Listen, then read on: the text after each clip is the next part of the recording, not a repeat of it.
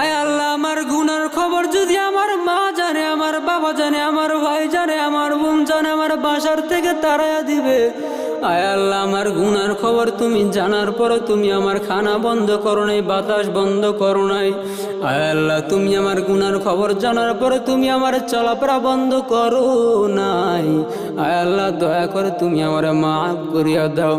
আয় আল্লাহ, আমি তওবা নাসুহা করতেছি। আয় আল্লাহ, জীবনে গুনাহ করব না।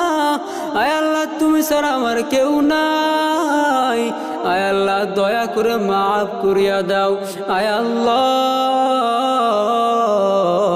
গুনাহের কাছ থেকে নিরাপদ রাখ আল্লাহ।